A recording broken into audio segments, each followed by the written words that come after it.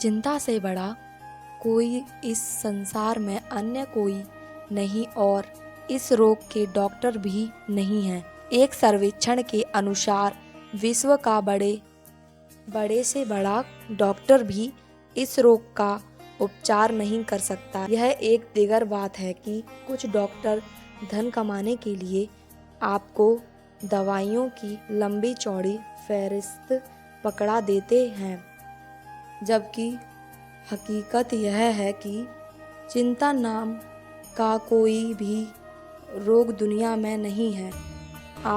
आप सोचेंगे कि यह विरोधाभास है।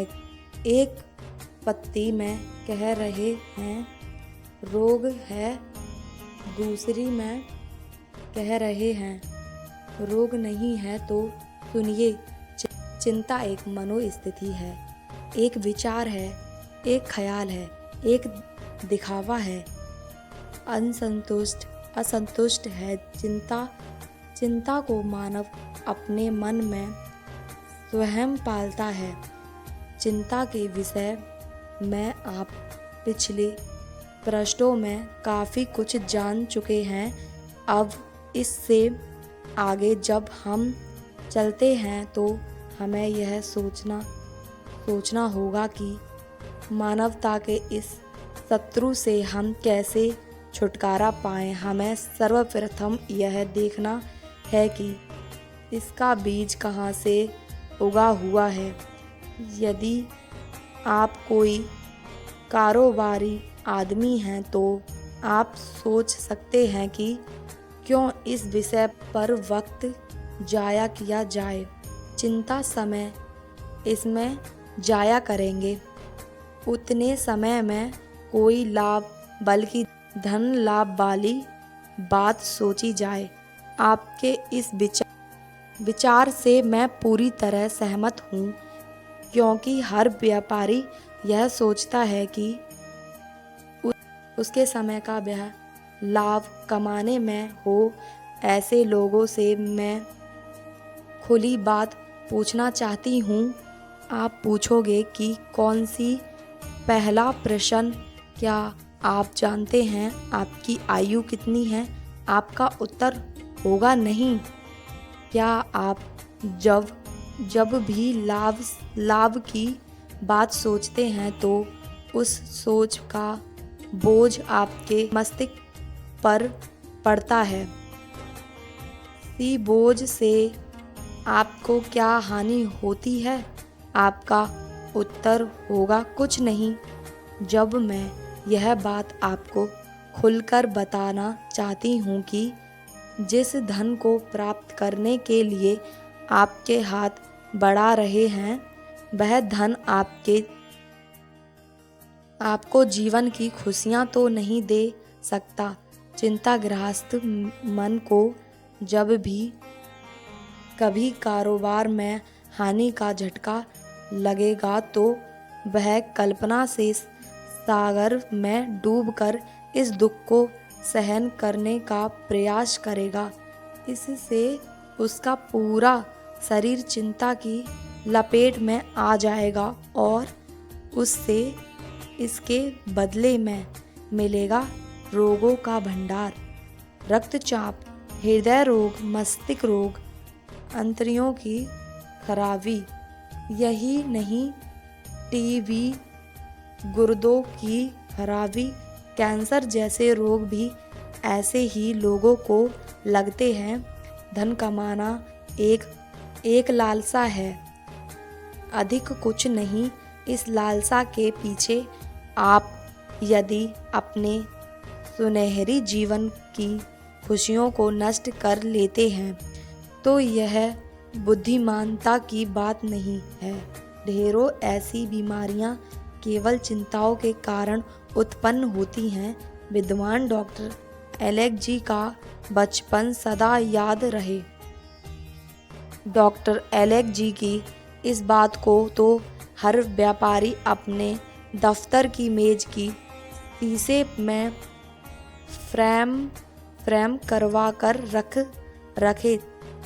चिंता अपने आप में एक गंभीर समस्या है और यदि मैं आपकी 10% चिंताएं भी दूर करने में सफल हो सकती हूँ तो मैं अपने प्रयास का सार्थक हुआ समझूंगी।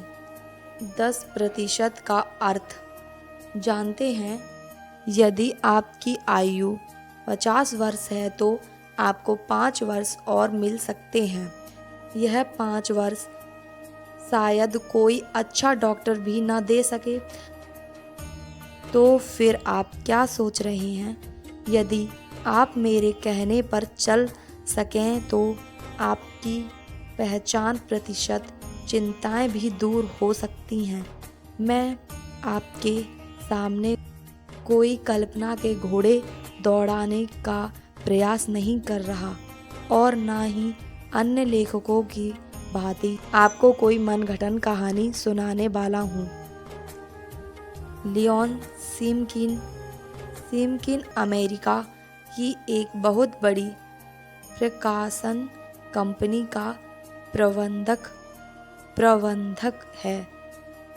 उसके अपने अनुभव पढ़े जो उसने आप बीती के रूप में मुझे सुनाए, वहीं उसके शब्दों में आपके समक्ष रख रहा हूँ।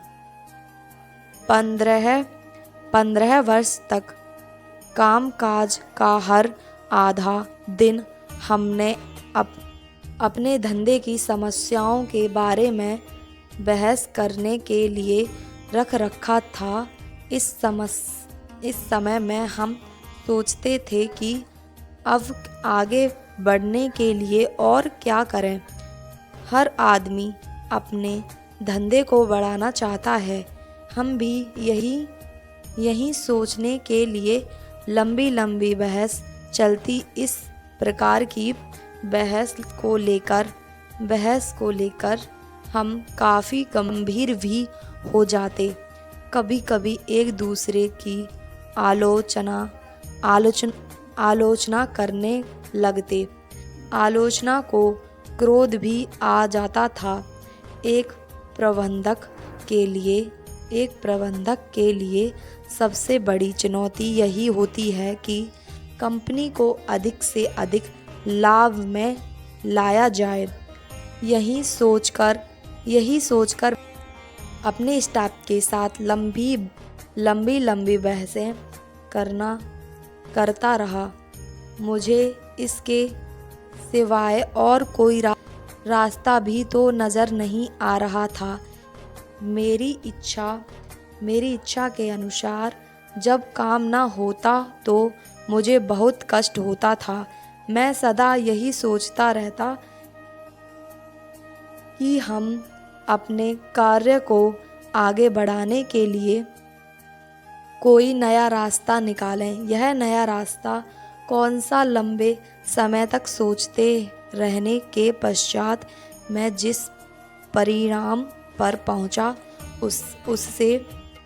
उसे मैं एक चमत्कार ही कह सकता हूँ, जिसने मेरी सोई हुई उम्मीदों को फिर से जगा दिया। मैंने सबसे पहले कंपनी के पिछले 15 वर्षों की सारी फाइलों को मंगाकर बहुत गंभीर से पढ़ा शुरू किया। पहला प्रश्न था, समस्या क्या है? इस प्रश्न का उत्तर ढूंढने के लिए जैसे ही मैंने कंपनी की पिछली फाइलों को देखा तो पता चला कि हम बहुत कीमती समय को केवल हर वर्ष इसी वाद विवाद में नष्ट कर देते हैं, जिसका अभी तक कोई हल नहीं निकला। यदि इतने समय में हम कोई काम कर लेते तो कंपनी को कितना लाभ होता। दूसरा तत्व जो उभर कर सामने आया वह यह था कि हमने विवादों में घिरकर अपना समय नष्ट किया। इन सारी फाइलों से हमें पता चला कि हम जो उस समय बहस में कार्य करने की बातें करते थे उसका 1% भी हमने काम नहीं किया। जो हमने मीटिंग में सोचा हुआ कोई काम भी पूरा नहीं किया। अब मुझे एहसास हुआ कि मीटिंगों से जो लोग लंबे लंबे वादे करते हैं, डीगे हाँकते हैं, उनका कोई लाभ नहीं। वह तो केवल कीमती समय को नष्ट करने वाली बात थी। हम भूल पर भूल करते जा रहे थे। अब इन समस्याओं का हल क्या है, यही सोचकर मैंने अपने सारे कर्मचारियों से कहा, अब आप लोग अपने काम स्वयं ही करें। किसी प्रकार के वाद विवाद में समय नष्ट ना करें। मेरा यह फैसला उसी दिन से लागू हो गया।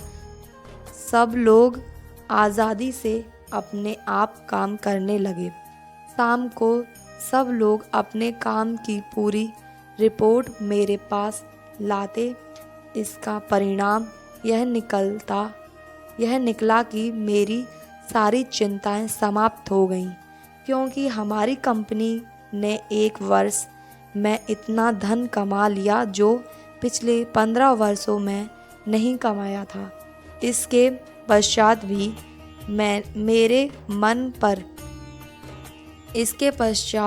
मेरे मन पर किसी प्रकार का कोई बोझ नहीं रहा। जो कुछ हो रहा था उसकी जो हमें सपने में भी आशाएं नहीं थी। धन के साथ मिली मन की शांति जो मुझे पहले कभी नहीं मिली थी। मेरा धंधा खूब बढ़ता चला जा रहा था। मेरे आसपास सारे मित्र हैरान थे कि मैं अब पहले से कहीं अधिक शांत हो गया हूँ। अधिक जगह है, जबकि काम पहले से अधिक था। बढ़ गया, काम बढ़ा, किंतु स्टाफ नहीं बढ़ा। धन पहले से अधिक कमाया, परंतु कोई चिंता नहीं, कोई परेशानी नहीं। अब मेरे पास अपने काम को और अधिक बढ़ाने के लिए काफ़ी समय था। मैंने 1 वर्ष के पश्चात ही एक नया दफ्तर खोल लिया। लोग अक्सर मुझसे आकर पूछते थे, मिलियन, आपकी सफलता का रहस्य क्या है? प्रश्न वास्तव में ही बहुत विशेष था। मेरी उन्नति पर हर आदमी हैरान था। वह इस रहस्य को जानने के लिए व्याकुल था। मैंने उनको सफलता के 4 आदर्श इस प्रकार से बताए। पहला, सर्वप्रथम आप यह जानने का प्रयास करो कि आपकी समस्या क्या है। नंबर 2, समस्या का कारण क्या है। नंबर 3, समस्या को सुलझाने के लिए सीधा रास्ता कौन सा है। नंबर 4, सांप भी मर जाए, लाठी भी ना टूटे, ऐसा कोई रास्ता निकालिए। जब भी चिंता अथवा समस्या हो तो इस ढंग से कार्य करें। नंबर 1, हर दुख का कारण तलाश करें। नंबर 2, निर्णय लेने से पूर्व हर चीज़ की बारीकी और गहराई से जानने का प्रयास करें। नंबर 3, निर्णय पूरे विश्वास के साथ करें, उसकी बात कभी ना सोचें। जब भी आप अथवा आपके सहयोगी किसी समस्या पर विचार करने की तैयारी करें तो इससे पहले निम्नलिखित प्रश्न लिख लें। नंबर 1, समस्या का कारण क्या है। नंबर 2, इन समस्याओं का समाधान कैसे हो सकता है। नंबर 3, सबसे सरल और लाभदायक समाधान क्या हो सकता है। इन नियमों का पालन करने वाले पालन करने वालों के लिए जीवन में खुशी और आशा के फूल खिलते हैं।